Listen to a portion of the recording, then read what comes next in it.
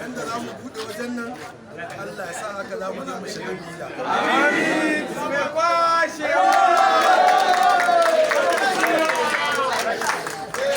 Not everybody does it.